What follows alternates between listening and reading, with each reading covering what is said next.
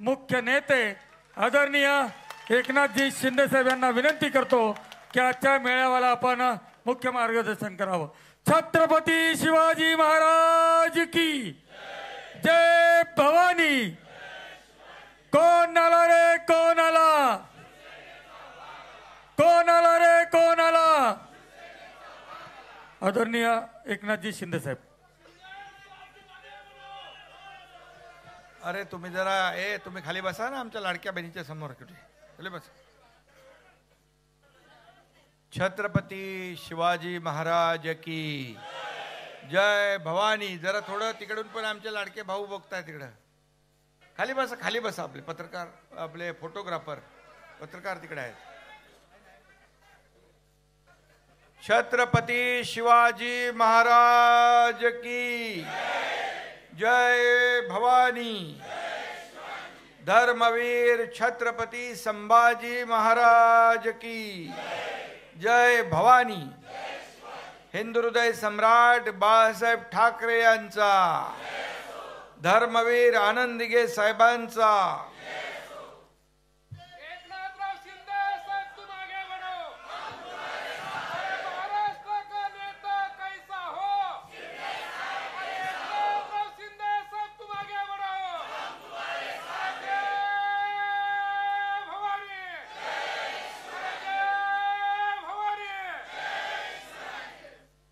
व्यासपीठावर बोलू आता। अरे बाबा, सकाळपासूनही लोक बसले आहेत, माझ्या लाडक्या बहिणी आहेत, लाडके भाऊ आहेत, वरती पण आहेत, आणि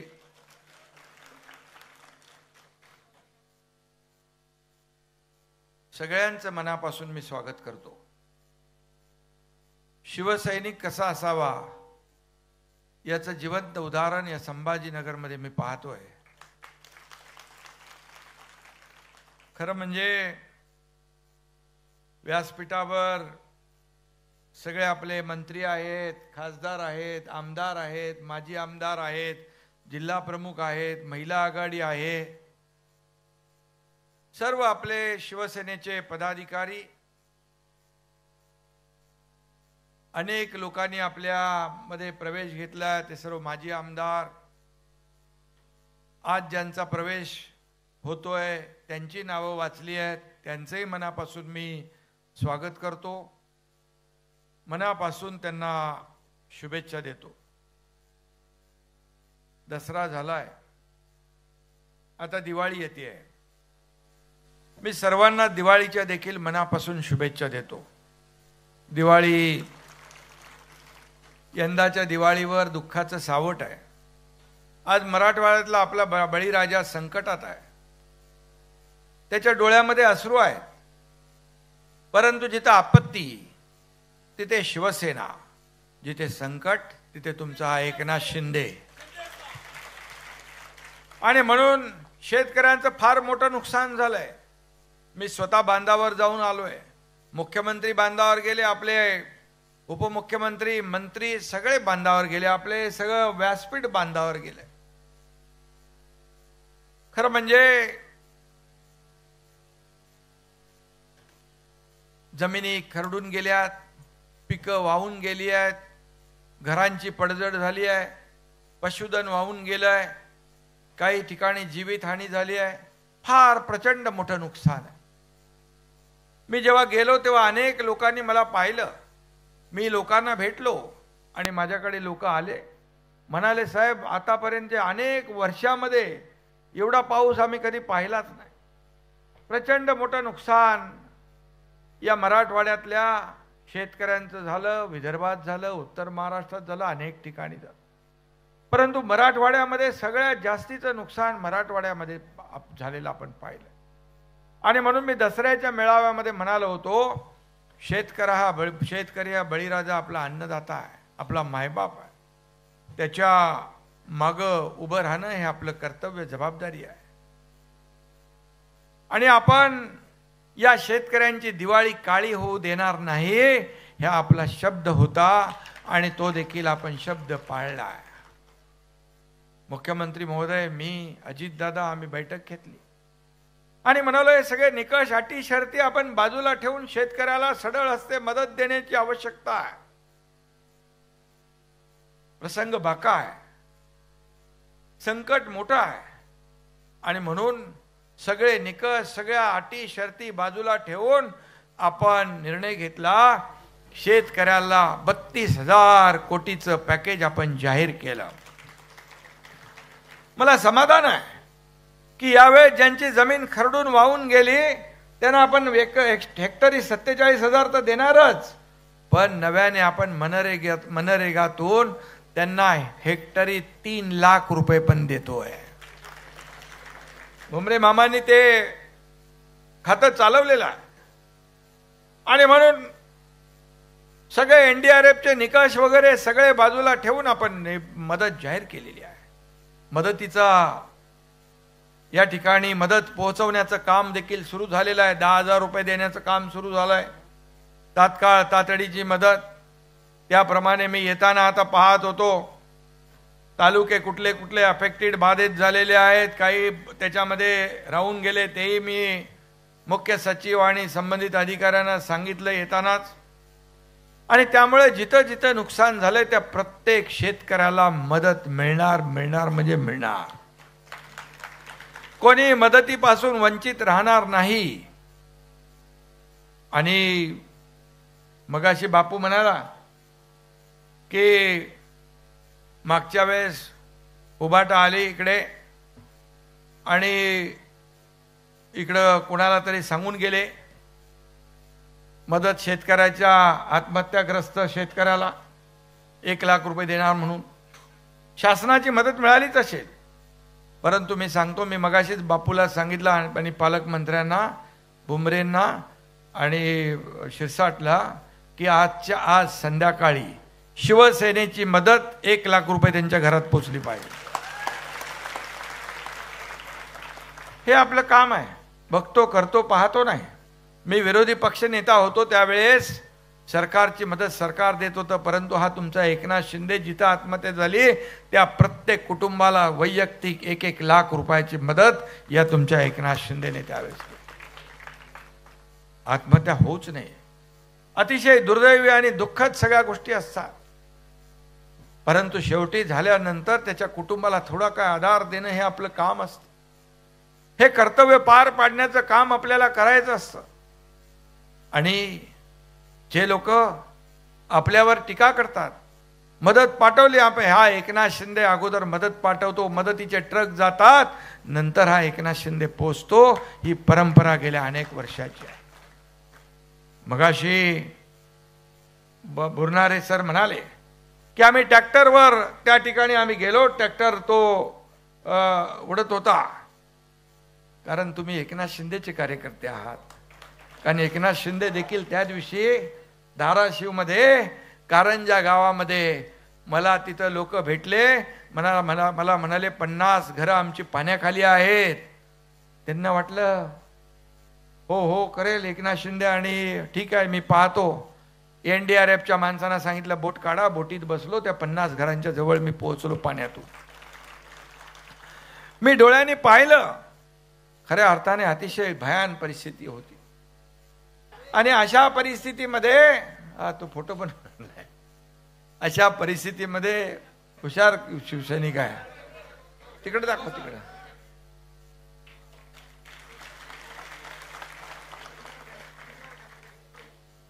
आणि म्हणून मला आठवतंय जेव्हा मराठवाड्यात दुष्काळ होता त्यावेळेस ठाण्यामध्ये आपण मोठी छावणी उभी केली होती मराठवाड्यातल्या दुष्काळग्रस्तांना मदत देण्यासाठी.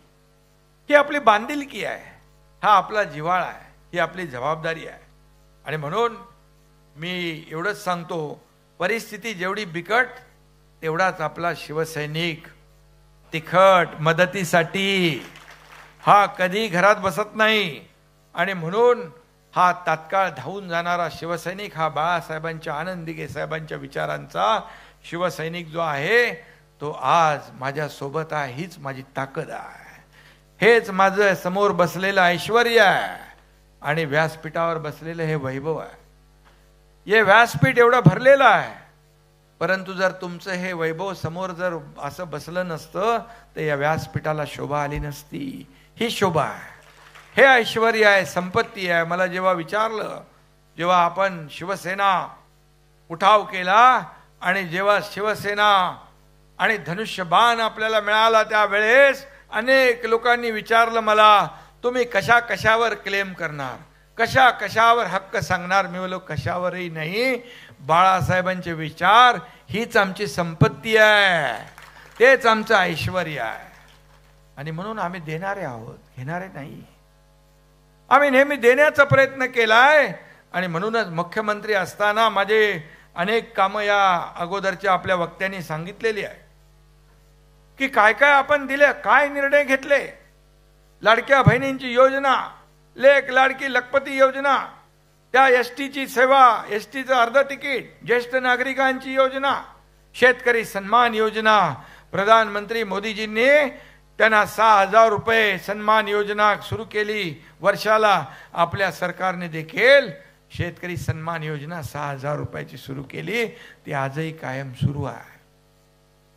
पीक विमा योजना 1 रुपयामध्ये ती सुरू केली आपण.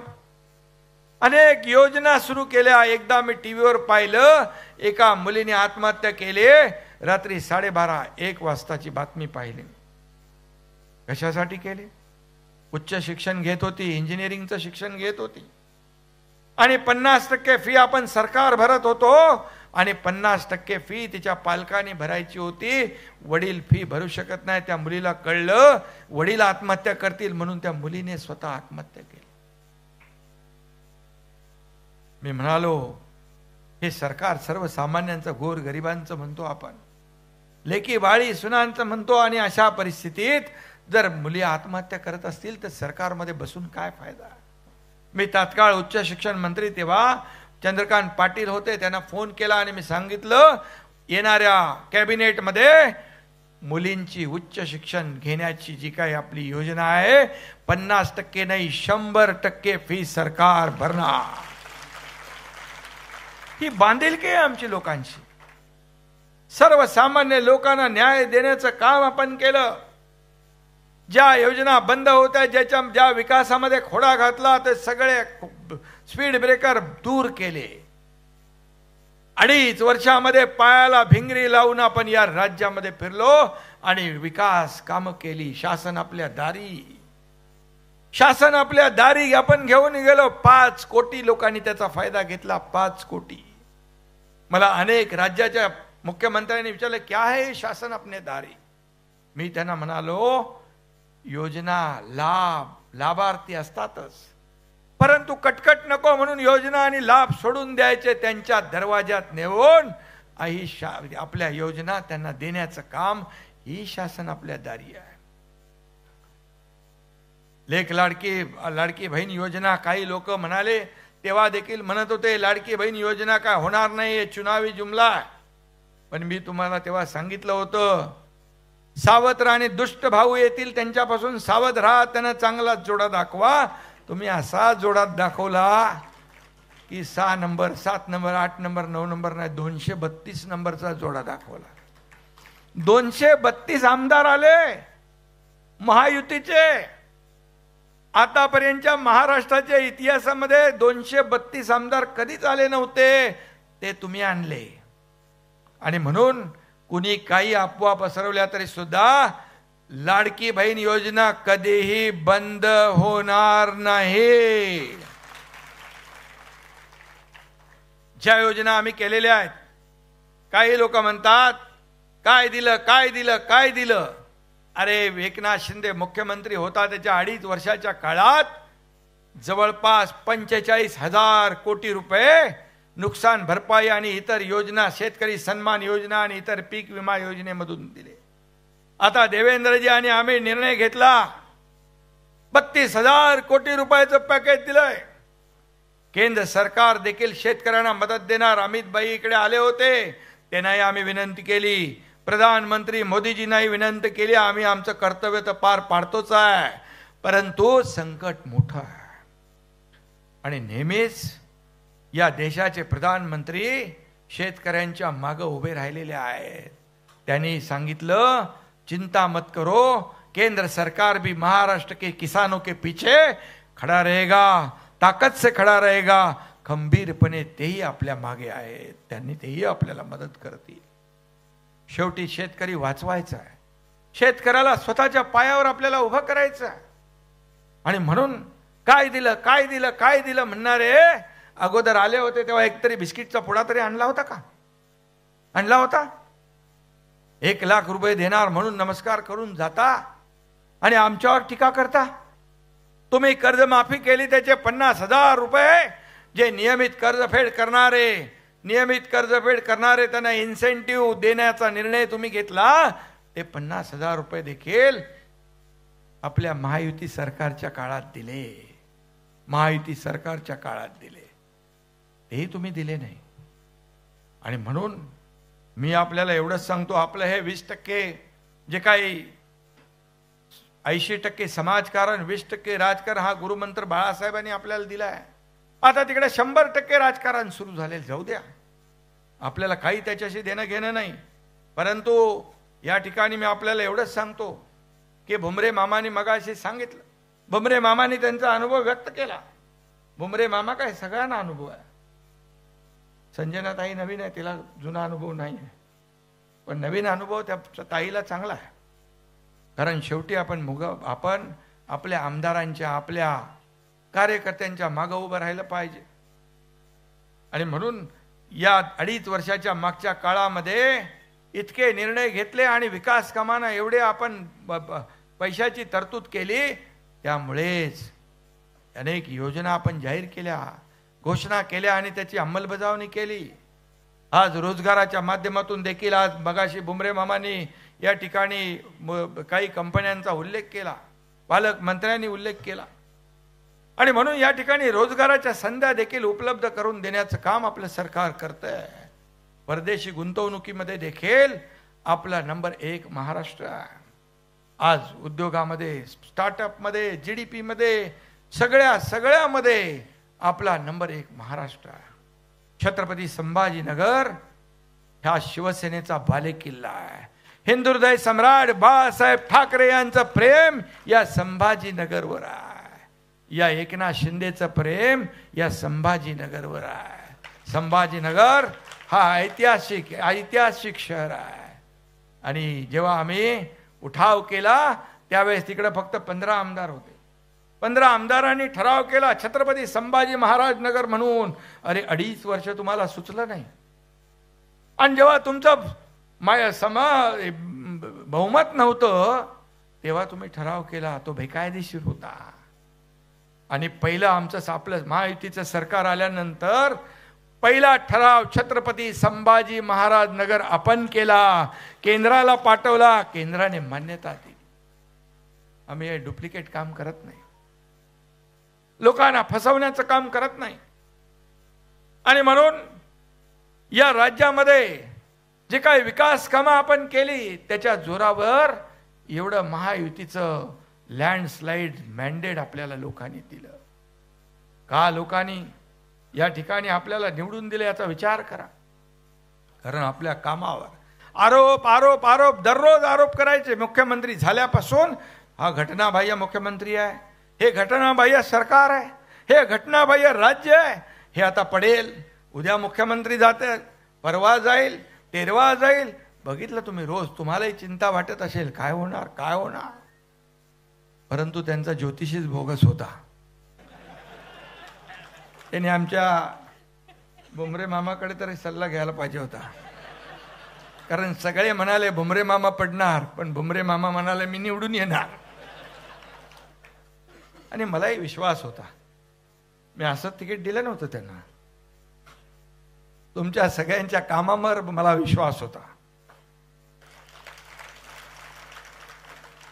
आणि शिवसैनिक एकदा पेटला, एवढे हे कार्यकर्ते, प्रमुख कार्यकर्ते एकदा मनापासून जिद्दीने कामाला लागले तर विरोधी पक्षाचा डिपॉझिट गुल झाल्याशिवाय राहणार नाही.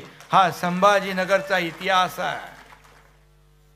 आणि म्हणून या ठिकाणी मी आपल्याला एवढंच सांगतो, विरोधी पक्षात कोण कोणाशी युती करतोय, कोणाचं कोणाशी मनोमिलन होतं याची चिंता तुम्ही करू नका. त्याची सगळी गणितं आणि समीकरणं आपल्याकडे आहे.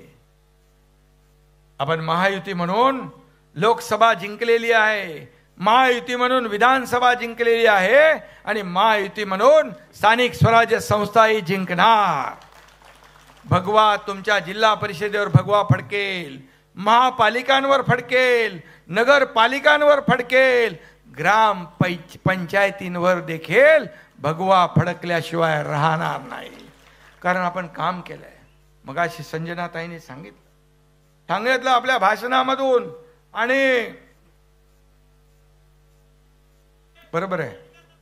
आणि म्हणून मगाशी सांगितलं की जिथं जिथं जात होतो तिथं तिथं लोक वयस्कर आपल्या सगळी मंडळी सांगत होती, कारण त्यांना माहित होतं की सर्वसामान्य शेतकऱ्याचा मुलगा या राज्याचा मुख्यमंत्री झालाय, तो आपल्यासाठी काही ना काही केल्याशिवाय राहणार नाही, हा विश्वास होता.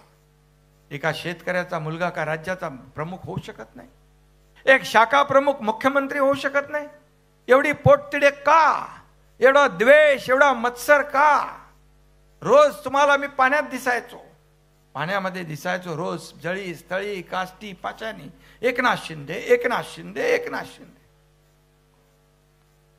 काल तिकडे ब्रिटनचे पंतप्रधान आले, म्हणाले पोस्टर लावले त्यांचे एकनाथ शिंदेने. अरे ते आले आणि पोस्टर एकनाथ शिंदेने लावले. अरे आपला पाहुणचार करण्याची आपली संस्कृती आहे, आपली परंपरा आहे. पाहुणा आपल्याकडे आल्यानंतर आपण त्याचा पाहुणचार करतो, त्याचे स्वागत करतो. मोदी साहेब आले मुंबईमध्ये आणि ब्रिटनचे युकेचे प्रधानमंत्री पहिल्यांदा मुंबईत आले, पहिल्यांदा. आतापर्यंत दिल्लीमध्ये बैठका व्हायच्या, मुंबईत नव्हत्या होत. मुंबईत आले आणि आपली संस्कृती आहे, आपली परंपरा आहे. यांच्या पोटात दुखायला लागलं. म्हणाले आले, अरे आले आणि हे भेटले पण नाही, यांना घेतलं पण नाही. अरे पण आम्ही तर पोस्टरवर पण असतो, फील्डवर पण असतो. तुमच्यासारख्या एसी मध्ये चिल्ड होत नाही आम्ही, एसीत बसून. अरे आम्ही सगळीकडे आहोत, फील्डवर आहोत. आणि म्हणाले काय काय म्हणाले, काय पोस्टर लावले, यांना कोण विचारतोय? अरे बाबा, जर आम्ही बाहेर फील्डवर नसतो तर भेटही झाली नसती. ऑनलाईन आणि ऑफलाईन काय बरे मामा, ऑनलाईन आणि ऑफलाईन असतो तर भेटलो असतो का? 2-2, 3-3 वेळा भेटलो, स्नेहभोजन झालं, सगळं झालं. फक्त त्यांना मी एकच सांगितलं, आमच्या इकडचे काही माणसं तुमच्याकडे येतात, लंडनला सारखी येतात, सारख्या फेऱ्या मारतात, जरा त्यांच्यावर लक्ष ठेवा. आणि तिकडं जाऊन आले, इकडं म्हणतात माझे हात रिकामे आहेत, माझ्या हातात काही देण्यासारखं नाही. कधी होतं? सगळं तिकडे जाऊन जमा केल्यावर कसं राहणार? माझे हात दोन्ही भरलेले आहेत. या एकनाथ शिंदेचे हात दोन्ही मजबूत आहेत. हे देणारे हात आहेत, घेणारे नाही. हे लेना बँक नाही, देना बँक आहे. आणि म्हणून आपण देत आलोय. हंबरडा काय झाला?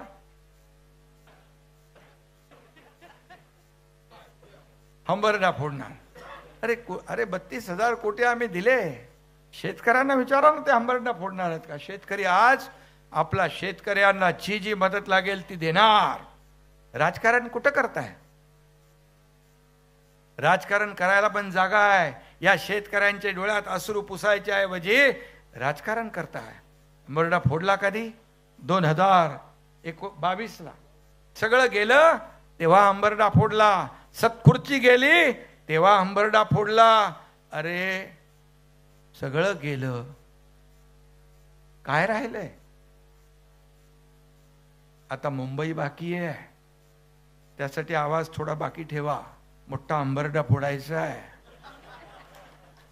आणि मी तुम्हाला विश्वासाने सांगतो, मुंबई ही आपली भारताची आर्थिक राजधानी आहे, महाराष्ट्राची राजधानी आहे. मुंबई शहरात 20-25 वर्ष यांनी सत्ता गाजवली.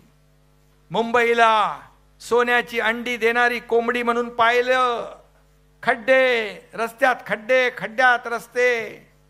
पण या एकनाथ शिंदे मुख्यमंत्री झाल्याबरोबर मुंबईतले सगळे रस्ते कॉन्क्रीटचे करण्याचा निर्णय घेतला. बाळासाहेब ठाकरे आपला दवाखाना मोहल्ल्यात गल्ली गल्लीमध्ये केला. किती कामं केली तुम्हाला मुंबईची कामं. कारण मुंबई हे आपलं एक आर्थिक राजधानी आणि जागतिक दर्जाचं शहर आहे. काल स्वतः प्रधानमंत्री ब्रिटनचे त्यांनी देखील वाहवा, त्यांच्या लोकांनी वाहवा केली. ते 8-10 वर्षांनी काही अधिकारी आले होते, त्यांचे मंत्री आले होते. ते म्हणाले खूप बदल झालाय मुंबईमध्ये. कोस्टल रोडची आठवण केली त्यांनी, अटल सेतूची आठवण केली, मेट्रोची आठवण केली, सगळीकडे स्पीड ब्रेकर टाकले होते. परंतु तुमच्या एकनाथ शिंदेने सगळे स्पीड ब्रेकर उकडून फेकून दिले आणि कामाला चालना दिली. शेवटी मुंबई ही आर्थिक राजधानी, जगातले लोक तिकडे येतात.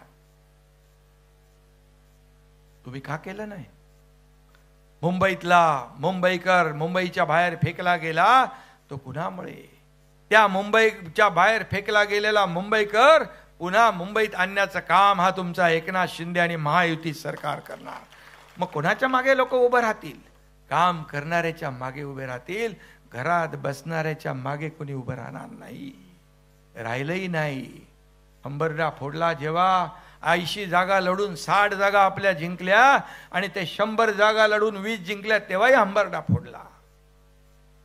आणि मग हंबरडा मला आठवण बरी केली तुम्ही हंबरडाची.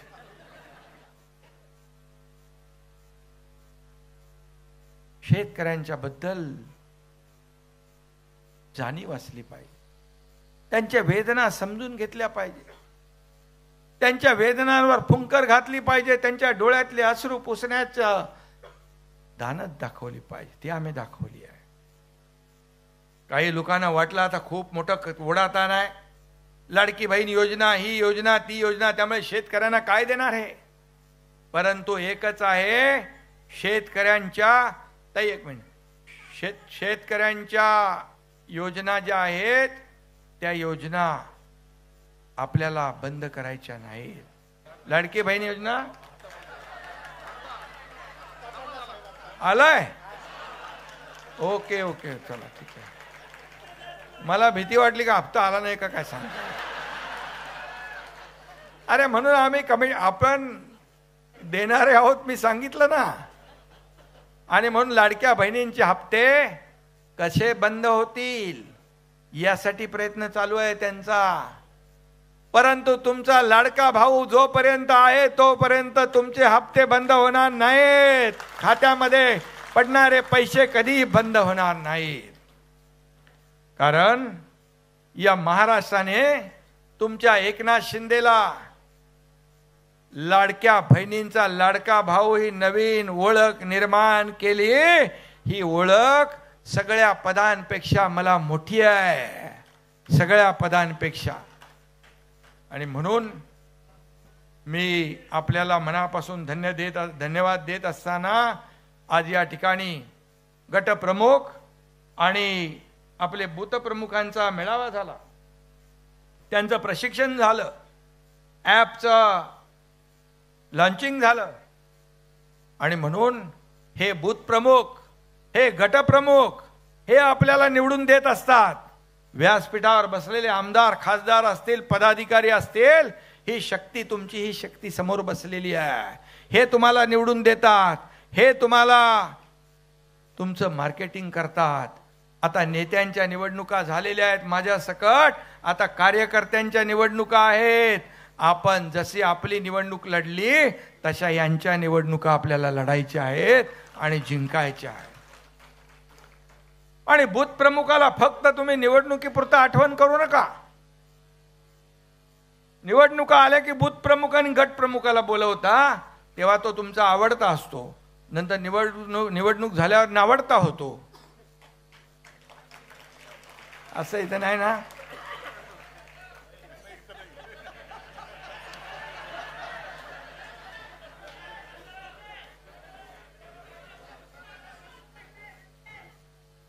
आणि म्हणून मी आता सांगितलंय, जो कार्यकर्ता काम करतोय आवडता जो असेल त्याच्या बरोबर कधीही प्रतारणा करू नका. तो जेव्हा संकटात असेल त्याच्या पाठीशी उभं राहा. कार्यकर्त्याला काय पाहिजे? हा बूथ प्रमुख आणि गट प्रमुखच आपल्याला निवडणुका जिंकून देत असतो. त्यांनी ठरवलं तुमचा कार्यक्रम सक्सेस करायचा तर कार्यक्रम करेक्ट कार्यक्रम. पण तसे आमचे शिवसैनिक एकदा कामाला लागले की असं करणार नाहीत. कारण तुमचा प्रमुख जेव्हा मुख्यमंत्री होता तेव्हाही कार्यकर्ता म्हणूनच काम केलं. आता उपमुख्यमंत्री आहे तेव्हाही कार्यकर्ता म्हणूनच काम करतोय. उद्याही कार्यकर्ता म्हणूनच काम करणार आहे. कारण आपला पक्ष, अरे थांब ना, त्याची संख्या होतं बघा काहीतरी. आपला पक्ष हा मालक आणि नोकरांचा नाही, आपला पक्ष कार्यकर्त्यांचा आहे. इथं काही वशिलेबाजी नाही, इथं बाकी काहीच नाही. या पक्षात हा पक्ष तुमचा आहे. या पक्षात जो काम करेल तो पुढे जाईल, काम करेल त्याला पद मिळतील, पक्ष वाढवेल त्याला तो मोठा होईल. शेवटी हा कार्यकर्त्यांचा पक्ष. अगोदर मी कुठेतरी काल भाषणामध्ये सांगितलं, मी जेव्हा मुख्यमंत्री झालो तेव्हा दिल्लीमध्ये इतर राज्य प्रमुखांची बैठक बोलावली होती. जवळपास 26 राज्यातले प्रमुख आले होते. जे शिवसेनेचे ते सगळे, जेव्हा आपण उठाव केला त्यावेळेस सगळे आपल्या सोबत आले. त्यांना एक फोन आला, बोले कहाँ जा रहे हो? 2-3 लोकांचे फोन आले, बोले दिल्ली जा रहे, दिल्ली मीटिंग है हमारी. बोले किसकी मीटिंग है? बोले मीटिंग बुलाई है शिंदे साहब ने, मुख्यमंत्री जी ने. अच्छा, तो बोले मालिक के साथ रहोगे क्या नौकर के साथ जाओगे? तो बोले ऐसा क्यों बोल रहे हैं? अरे बोले मालिक इधर बैठा है. तो बोला अभी क्या बचा है उसके पास? म्हणजे आपण नोकर आणि ते मालक. बाळासाहेबांनी कधीही सहकार्याला सवंगडी समजलं, घरगडी नाही समजलं, घरगडी नाही समजलं. आणि म्हणून हे सगळे पदाधिकारी असतील, हे सर्व समोर कार्यकर्ते बसलेले असतील, हे माझ्या जीवाभावाचे सहकारी आहेत, जीवाभावाचे सहकारी आहेत. त्यामुळे तुम्ही जेव्हा जेव्हा कुठेही अडचणीत असाल त्यावेळेस शिवसेना तुमच्या पाठीशी खंबीरपणे उभी राहील. तुम लढो हम कपडा संभालते वाला हा एकनाथ शिंदे नाही, तुमच्या पुढं छातीचा कोट करून चालणारा हा एकनाथ शिंदे आहे. आणि म्हणून जिथं जिथं संकट येतात तिथं तिथं हा एकनाथ शिंदे तुमचा धावून जातो. इरशाळवाडी असेल, कोल्हापूर असेल, सांगली असेल, महाड असेल, उत्तराखंड असेल, केरळ असेल. पहलगामचा हल्ला झाला तिथं या एकनाथ शिंदे पोहोचला. शेवटी महाराष्ट्रातले लोक अडकले होते, तिथं जाऊन आपल्या 1000 पैलवानाने सैनिकासाठी रक्तदान केलं. तिथंही मी देखील रक्तदान केलं. आणि म्हणून ही आपली बांधिलकी आहे, ही आपले जे नाळ जुळलेली आहे सर्वसामान्य लोकांची, ती कधी तुटू शकत नाही. आणि म्हणून मी आपल्याला एवढंच सांगतो, आता ही निवडणूक जी येते आहे, स्थानिक स्वराज्य संस्थाच्या निवडणुका महत्वाच्या आहेत. तुम्ही ओव्हर कॉन्फिडन्स मध्ये जाऊ नका आणि गाफीलही राहू नका. आणि मगाशी यादीचं कोणी म्हटलं, यादी, तुम्ही म्हणाले यादी कशी भगवद्गीतेसारखी वाचायची. खरं आहे तुमचं म्हणणं, यादीवरच सगळं आहे. यादी तुम्ही नीट वाचा. आता मला वाटतं जिल्हा परिषदच्या याद्या जाहीर झाल्या 8 तारखेला आणि काहीतरी 14 तारखेपर्यंत त्याचा आक्षेप घेणं आहे. त्या नीट बघा. तुमच्या हक्काची माणसं त्या यादीमध्ये नसतील तर मतदान करू शकणार नाहीत. चुकीची नावं त्या यादीत असतील तर ती मतदान करतील तुमच्या विरोधामध्ये. आणि आपला जिंकणारा उमेदवार पराभूत होऊ शकतो. हा धोका लक्षात घ्या, हा धोका लक्षात घ्या. आणि यादी अतिशय पद्धतशीरपणे यादीचा अभ्यास करा. आपल्या हक्काची माणसं जी आहेत की नाही ती बघा. नसतील तर ती यादीमध्ये समाविष्ट करण्याची संधी आहे. पालकमंत्री, तुम्ही हे सगळं जे काय जे लोक या ठिकाणी आपले आमदार, खासदार आणि कार्यकर्ते, पदाधिकारी सगळे जे आहेत, यांनी स्वतः याच्यामध्ये लक्ष घाला. नाही तर गटप्रमुख करेल, बूथप्रमुख करेल, शाखा प्रमुख करेल. बिलकुल असं चालणार नाही. यादीमध्ये नाव नसेल तर मतदानाच्या दिवशी तुम्ही मतदान करू शकणार नाही. तुम्ही किती प्रचार करा, किती काही करा, पण यादी महत्वाची आहे.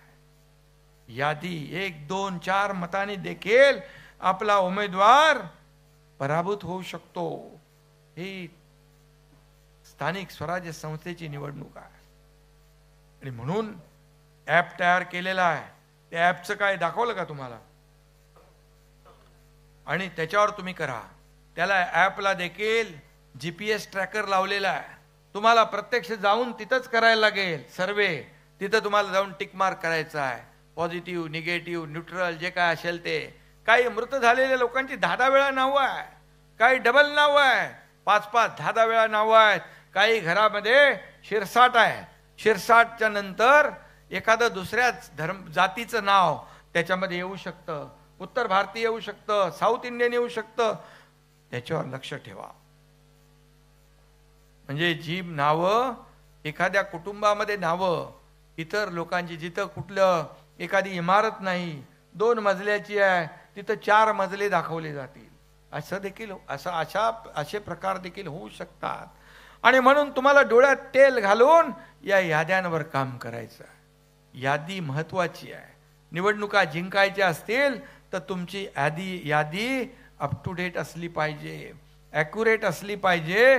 तुमची यादी जर बरोबर असेल आणि त्याप्रमाणे तुमचं मतदान जर झालं तर तुम्हाला संध्याकाळीच कळू शकतं या यादीमधली किती मतं आपल्या उमेदवाराला मिळालेली आहेत. एवढा बारीक अभ्यास आपल्याला करण्याची आवश्यकता.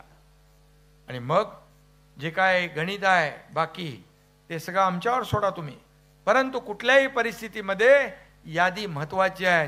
काही नियुक्त्या काही असतील, काही रखडल्या असतील, त्याही देखील करून टाका.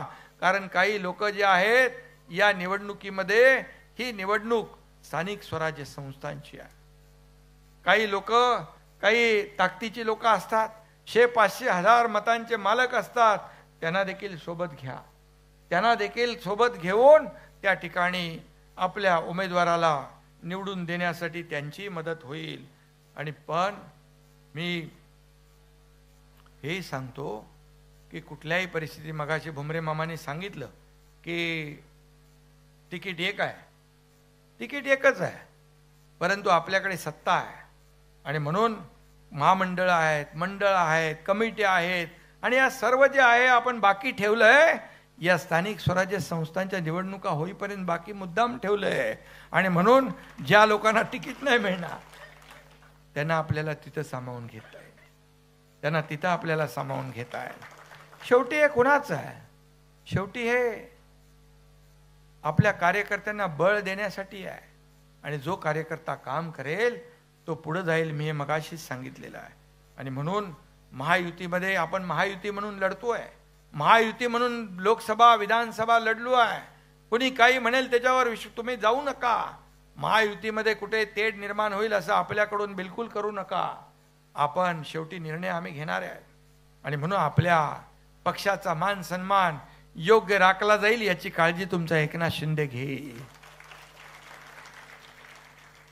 आणि म्हणूनच मी आपल्याला एवढंच सांगेन की या बूथ प्रमुख, गटप्रमुख हे जे आहे सर्वसामान्य छोटे कार्यकर्ते, आता एकनाथ शिंदे शाखा प्रमुख, तो मुख्यमंत्री झाला, याचा देखील सार्थ अभिमान सर्व माझ्या कार्यकर्त्यांना आहे. पण त्याची पोटदुखी अजूनही कुणाची थांबत नाही. जाऊ द्या.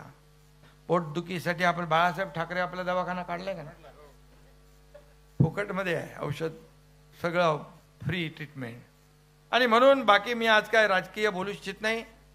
त्यांनी आरोप केले, आरोपाला मी म्हणालो आरोपाने उत्तर देणार नाही, आरोपाला कामातून उत्तर देईन. आणि म्हणून मी आरोपाला कामातून उत्तर दिलं. म्हणून या महाराष्ट्रातल्या जनतेने आपल्याला स्वीकारलं, भरभरून मतदान केलं. 80 जागा लढवून 60 जागा जिंकण्याचा ऐतिहासिक विक्रम तुम्ही केला आहे, तुम्ही केला आहे. इथं खासदार आपला आहे आणि सर्व आमदार पण आपले आहेत महायुतीचे. किती आहेत आपले? 9 पैकी 6 आमदार शिवसेनेचे आहेत, 9 पैकी 9 महायुतीचे आहेत. त्यामुळे हा आपला बालेकिल्ला आहे. आणि अजून नवीन सर्व लोक आलेली आहेत, आपले सगळे नवीन मंडळी जे माजी आमदार इकडे आलेत त्यांची ताकद आहे. आज ज्यांचा प्रवेश होतोय त्यांची सगळ्यांची ताकद आहे. आणि म्हणून या छोट्यातल्या छोट्या कार्यकर्त्याला देखील सोबत घेऊन आपल्याला ही निवडणूक 7 महापौर आले, नंदकुमार पण इथे, आणि 7 महापौर आपल्या पक्षामध्ये प्रवेश करणारा देशातला पहिला पक्ष शिवसेना. आणि म्हणून मी तुमचं मनापासून स्वागत करतो, मनापासून आपल्याला शुभेच्छा देतो. आणि एवढंच सांगतो की शिवसेना माझी, मी शिवसेनेचा, या भावनेने घराघरात शिवसेना पोचवा. शाखा शाखांमधून विजयाचं रणशिंग फुंका. आज आपण शपथ घेऊया शिवसेना मजबूत करण्याची. आज आपण शपथ घेऊया हिंदुत्वाची शान राखण्याची. आज आपण शपथ घेऊया खऱ्या अर्थाने राज्याच्या प्रगतीची आणि राज्याच्या समृद्धीची. आणि आज आपण शपथ घेऊया विरोधकांना चारी मुंड्या चित करण्याची. धन्यवाद. एक जय 5 हिंद, मिनिटं जय सगळ्यांनी महाराष्ट्र. सहकार्य करा. नाही, मगाशी मी सांगितलं सोनू मोहन गोरडे आपला आत्महत्याग्रस्त शेतकरी आहे. त्याच्या शिवसेनेतर्फे ताबडतोब आजच्या संध्याकाळी त्याच्या घरी आपली मदत जाईल आणि त्याला जे जे काही आवश्यक असेल ते देखील मिळेल. आणि आणखी एक गोष्ट मी आपल्याला सांगायचं राहून गेलं, या मराठवाड्यामध्ये पूरग्रस्त भागामध्ये ज्या ज्या शेतकऱ्यांच्या मुलांची मुलींची लग्न ठरली होती, त्यांना जी चिंता झाली होती आता काय करणार, या सर्व मुलीबाळींचा लग्नाची जबाबदारी शिवसेनेने उचललेली आहे. एकनाथ शिंदे साहब तू मागे बढो. संपूर्ण त्यांच्या लग्नाचा खर्च शिवसेनेने करण्याचा निर्णय घेतलेला आहे. हेही आपल्याला सांगतो, ही आपली बांधिलकी आहे. आणि म्हणून आपल्या सगळ्यांना पुन्हा एकदा मी मनापासून धन्यवाद देतो. जय हिंद, जय महाराष्ट्र. एक 5 मिनिटं आपण सर्वजण शांततेत सभागृहात बसायचंय. ज्यांचा ज्यांचा प्रवेश होणार आहे